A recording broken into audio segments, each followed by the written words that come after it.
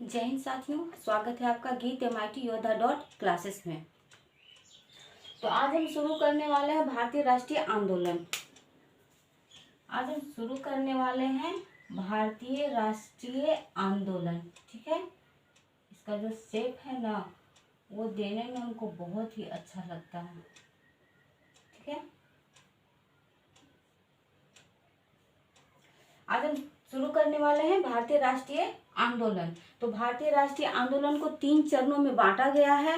पहला चरण 1885 से 1905, पहला चरण हो गया ये वाला, और दूसरा चरण हो गया 1905 से 1919, 1905 से 1919। ठीक है, और तीसरा चरण 1919 से 1947, इसको गांधीवादी चरण भी बोला जाता है। ये वेरी इंपॉर्टेंट है। इंपॉर्टेंट तो सभी हैं, लेकिन इससे ज्यादा क्वेश्चन देखने को मिलते हैं। ठीक ना, अब चलते हैं, बात करते हैं। तो हम सबसे पहले शुरू करते हैं प्रथम चरण। ठीक है, तो प्रथम चरण स्टार्ट होता है 1885 से 1905। ठीक है, तो 1885 सबसे पहले स्टार्ट होता है भारतीय राष्ट्रीय कांग्रेस की स्थापना। ठीक है, भारतीय राष्ट्रीय कांग्रेस की स्थापना।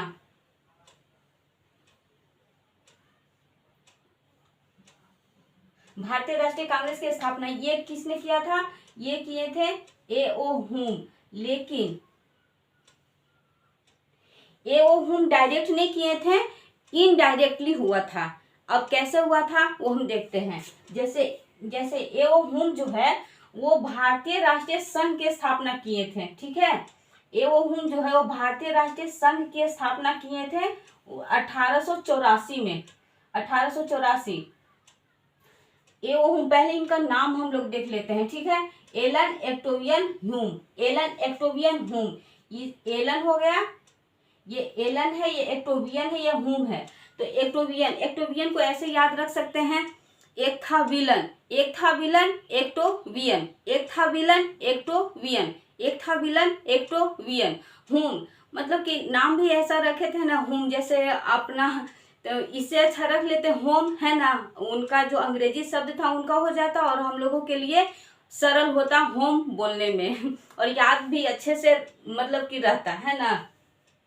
तो एलन एक्टोवियन होम, एलन एक था विलन होम, एलन एक था विलन होम। ठीक है, एक था विलन यानी एक्टोवियन। तो एक था विलन ने स्थापना किए थे भारतीय राष्ट्रीय संघ की 1884 में। 1884, ये तो दिख ही रहा होगा 1884 है ना, फिर भी यहाँ पर हम लिख देते हैं। ठीक है, 1884 में इन्होंने भारतीय राष्ट्रीय संघ की स्थापना किए थे।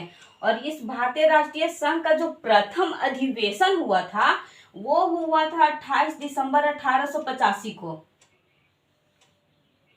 भारतीय राष्ट्रीय संघ का प्रथम अधिवेशन हुआ था, वो हुआ था 28 दिसंबर 1885 को। और कहाँ हुआ था? बम्बई के ग्वालियर टैंक मैदान के गोकुलदास तेजपाल संस्कृत महाविद्यालय में। ठीक है, इसे हम लोग ऐसे याद कर सकते हैं, जो हमारे कृष्णा जी जो थे वो भी तो ग्वालियर ही थे। तो वे लोग जो दूध का जो बिजनेस करना चाहते हैं वो आसपास छोटा मोटा जगह नहीं करना चाहते हैं, वो सीधे कहाँ करना चाहते हैं? सपनों की नगरी बम्बई। ठीक है, तो बम्बई में वो दूध का बिजनेस करना चाहते हैं। और बम्बई में अगर दूध का बिजनेस करना चाहते हैं तो बम्बई में वो दूध लेकर जाएंगे तो रखेंगे कहाँ? तो एक टैंक में रखेंगे। और वो टैंक होगा कहाँ? तो वो टैंक होगा मैदान में, खुला मैदान में। ठीक है, तो बम्बई के ग्वालियर टैंक मैदान, ये याद रहेगा, बम्बई के ग्वालियर टैंक मैदान। ठीक है, और वहीं पर, और बम्बई के ग्वालियर टैंक मैदान के गोकुलदास तेजपाल संस्कृत महाविद्यालय। तो सोचिए तो सही कि जो अंग्रेज लोग जो थे उन लोगों से तो हिंदी पल्ले ही नहीं पड़ता था। भारत में अपना बिजनेस करने के लिए, अपना बिजनेस को सरल बनाने के लिए भारत में शिक्षा का उन्होंने अंग्रेजी शिक्षा का विस्तार किया, है ना। तो हिंदी तो उन लोग का पल्ले ही नहीं पड़ा और पहुंच गए कहाँ? गोकुलदास तेजपाल संस्कृत महाविद्यालय। सोचिए, मतलब कि हिंदी को फाने और डायरेक्ट संस्कृत समझने के लिए घुस गए महाविद्यालय में, है ना। तो ऐसे हम लोग याद कर सकते हैं, रख सकते हैं, है ना।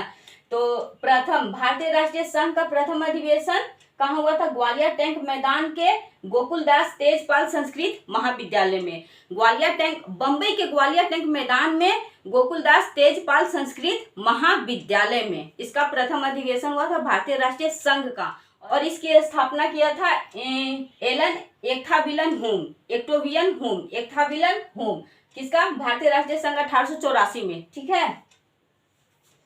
अब जो प्रथम अधिवेशन हुआ ना, इसमें कितने प्रतिनिधियों ने हिस्सा लिए? तो इसमें 72 प्रतिनिधियों ने हिस्सा लिए। ठीक है।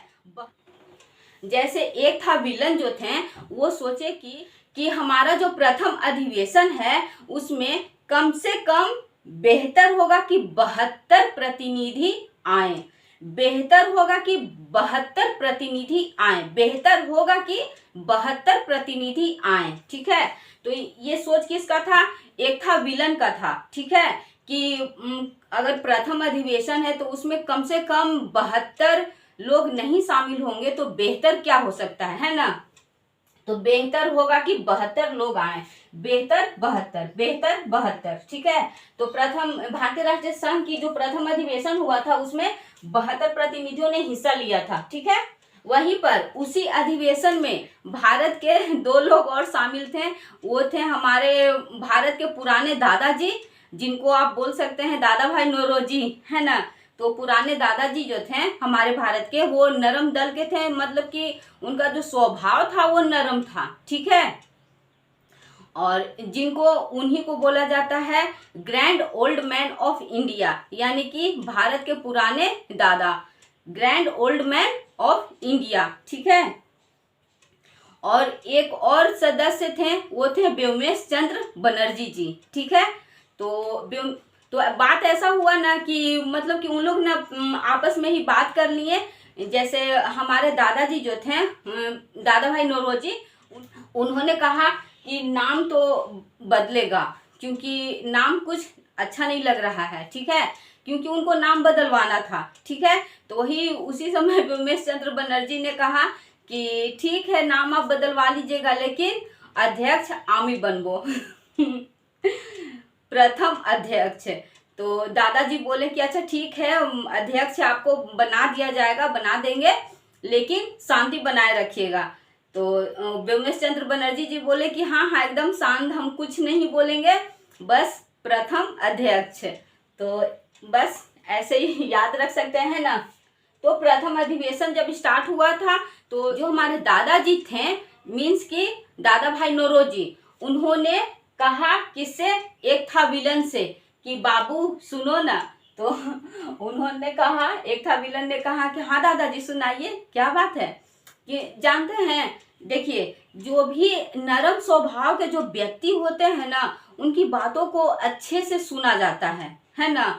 उनकी बातों पर, उनकी किसी भी बातों पर अच्छे से विचार किया जाता है। लेकिन जो गरम दल के होते हैं, जो लड़ाकू किस्म के होते हैं ना, वो कुछ भी, वो अच्छा चीज भी बोलते हैं ना, तो उनकी बातों पर ध्यान नहीं दिया जाता है। ऐसा देखिएगा। ठीक है।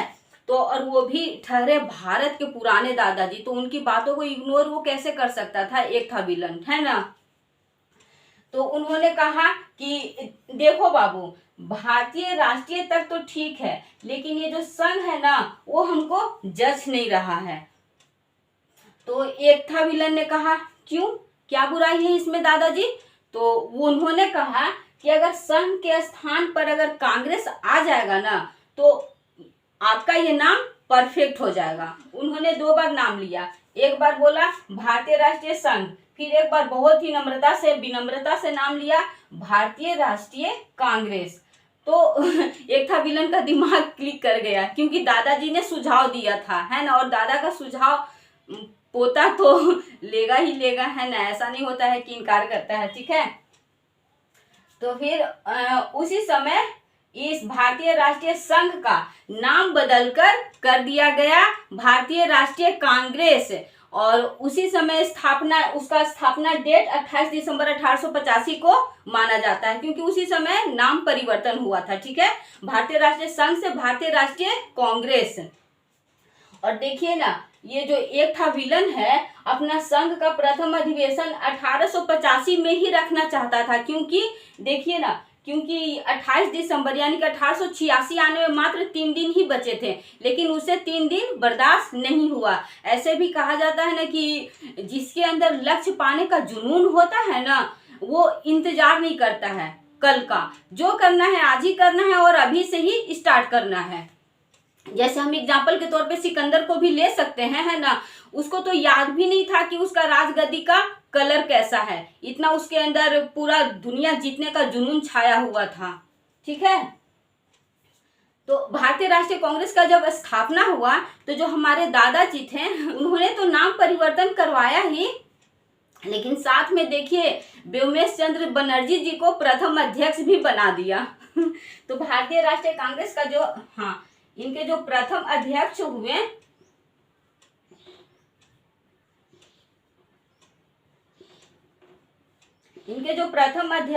वो हुए WC बनर्जी।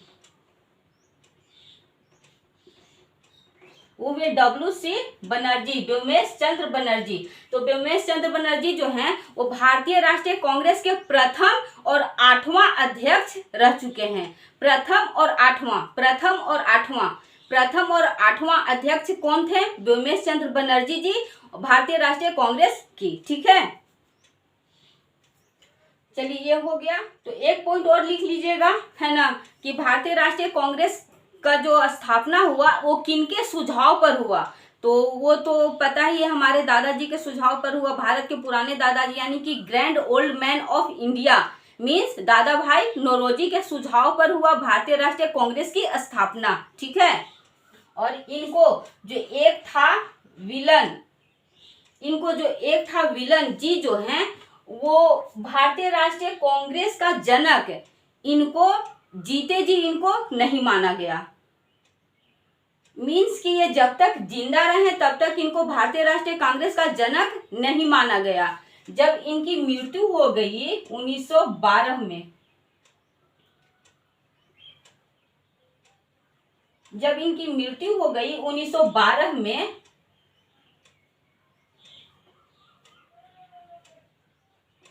जब इनकी मृत्यु हो गई, एक था विलन जो थे उनकी मृत्यु हो गई 1912 में। उनकी मृत्यु के बाद उन्हें भारतीय राष्ट्रीय कांग्रेस का जनक घोषित किया गया। ये तो वही बात हो गया ना कि जीते जी जीने नहीं देंगे, मरने के बाद आशीर्वाद लेंगे, है ना, ये वही बात हो गया। तो 1912 में इनको मरने के बाद इनको भारतीय राष्ट्रीय कांग्रेस का जनक घोषित किया गया, लेकिन जिंदा में इनको नहीं घोषित किया गया था। ठीक है, और भारतीय राष्ट्रीय कांग्रेस की स्थापना किनके सुझाव पर हुआ? तो दादा भाई नौरोजी के सुझाव पर हुआ। और दादा भाई नौरोजी जो थे वो नरम दल के नेता थे, है ना, नरम थे। और जो भारतीय राष्ट्रीय कांग्रेस के प्रथम अध्यक्ष कौन रहे? तो व्योमेश चंद्र बनर्जी, जो कि 8वें अध्यक्ष भी रह चुके हैं। ठीक है, और एक बात और कि व्योमेश चंद्र बनर्जी जी को भारतीय राष्ट्रीय कांग्रेस का सह संस्थापक कहा जाता है। व्योमेश चंद्र बनर्जी जी को भारतीय राष्ट्रीय कांग्रेस का सह संस्थापक कहा जाता है, सह संस्थापक।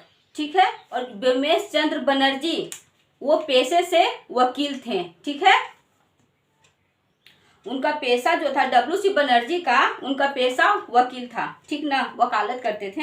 ठीक है, सुरेंद्र नाथ बनर्जी जी का एक संगठन था जिनका नाम था नेशनल कॉन्फ्रेंस। ठीक है, तो नेशनल कॉन्फ्रेंस का विलय 1886 में कांग्रेस में कर दिया गया। ठीक है, ऐसे याद रखिए कि सुरेंद्र नाथ बनर्जी जी अकेले ही अपना कॉन्फ्रेंस करवाते रहते थे।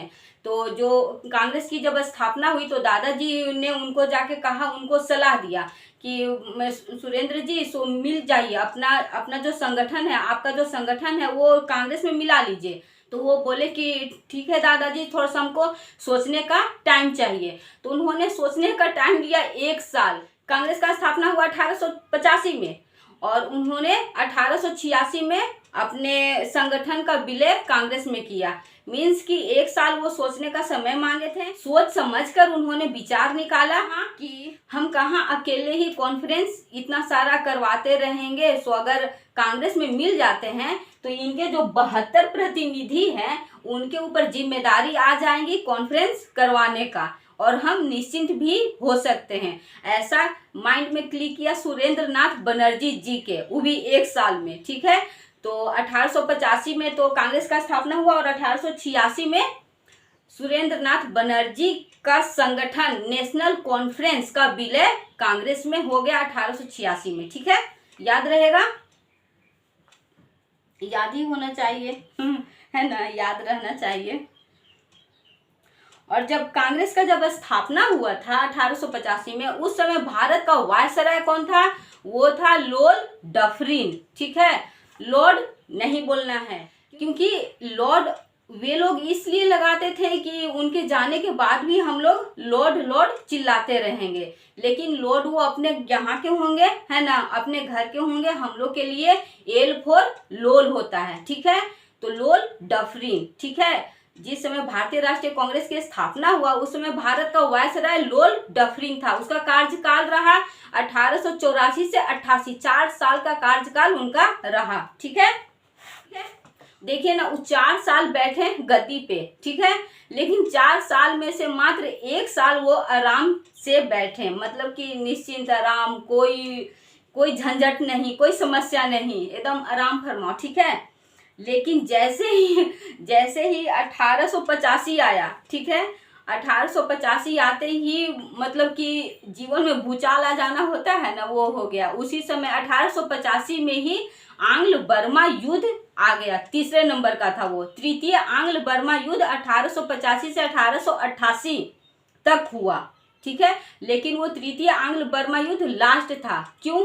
क्योंकि उसके बाद बर्मा जी को मिला लिया गया अंग्रेजी राज्य में। ठीक है, बर्मा जो आज का डेट में म्यांमार के नाम से जाना जाता है। ठीक है, तो तृतीय आंग्ल बर्मा युद्ध डफर के कार्यकाल में हुआ था। ठीक है, 1885 से 88, मीन्स कि वो जब तक रहा उसके 1 साल बाद 3 साल तक चला तृतीय आंग्ल बर्मा युद्ध।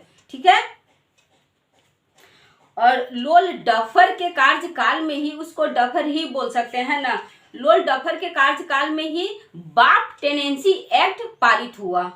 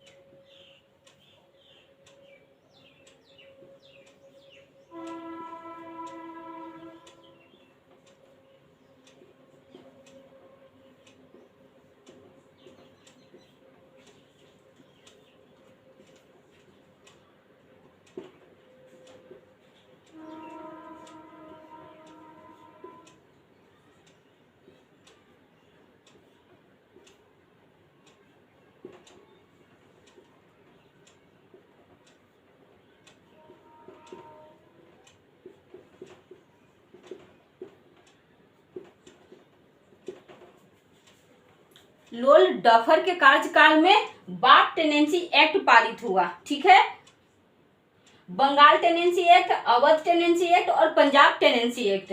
बाप टेनेंसी एक्ट, बाप BAP बाप, बंगाल अवध पंजाब, बाप बंगाल अवध पंजाब, बंगाल अवध पंजाब टेनेंसी एक्ट किसके कार्यकाल में हुआ? डफर के कार्यकाल में। डफर के कार्यकाल में बाप टेनेंसी एक्ट पारित हुआ। Bengal tenancy act, Awadh tenancy act और पंजाब टेनेंसी एक्ट। ठीक है, बाप बंगाल अवध और पंजाब टेनेंसी एक्ट। ठीक है, वो डफर के कार्यकाल में। उसके कार्यकाल में 3 प्रमुख घटना हुई। पहला, तृतीय आंग्ल बर्मा युद्ध जो 1885 से 1888 तक चला। ठीक है, दूसरा, बाप टेनेंसी एक्ट पारित हुआ बंगाल अवध और पंजाब, और तीसरा सबसे इम्पोर्टेंट कि भारतीय राष्ट्रीय कांग्रेस की स्थापना हुई 1885 में। ठीक है, और जब भारतीय राष्ट्रीय कांग्रेस की स्थापना हुई 1885 में, पूछा जाता है, क्वेश्चन आता है कि उस समय ब्रिटेन के प्रधानमंत्री कौन थे? तो ग्लैडस्टोन थे। ठीक है, उस समय जब ये इसकी स्थापना हुई, एक मिनट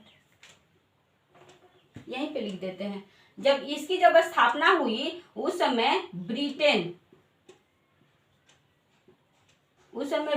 के पीएम प्रधानमंत्री कौन थे? तो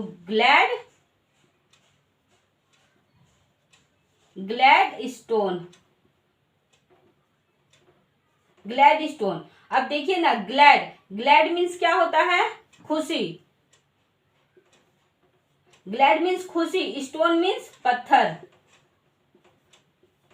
और ब्रिटेन मीन्स बेटा।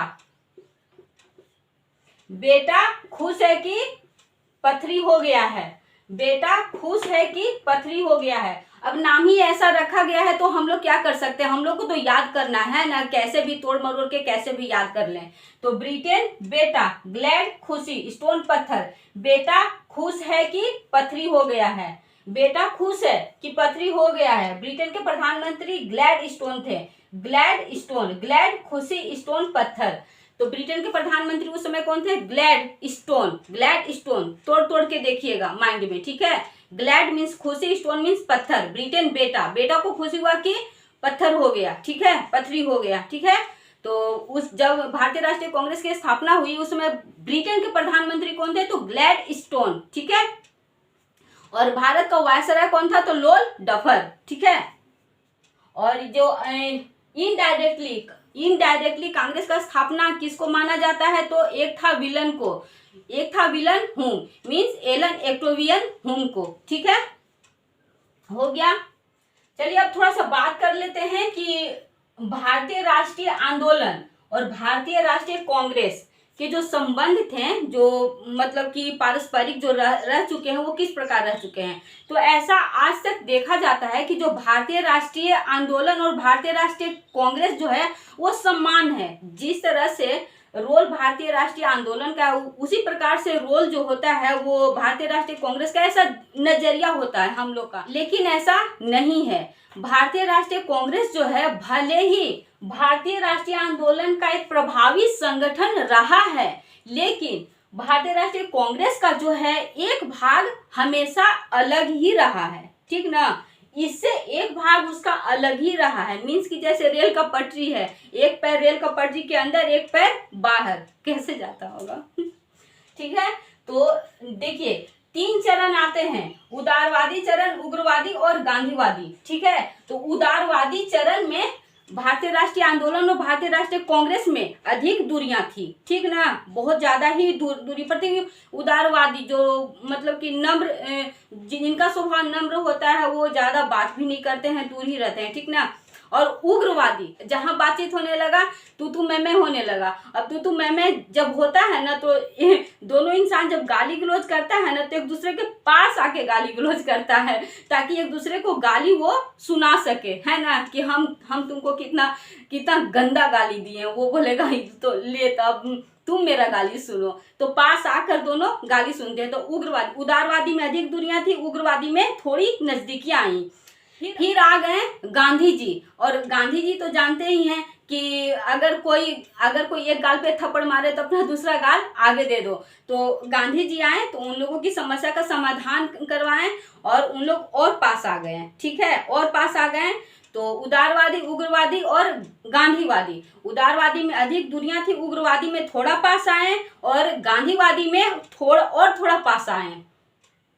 दूरी, थोड़ा पास और पास, दूरी, थोड़ा पास और पास।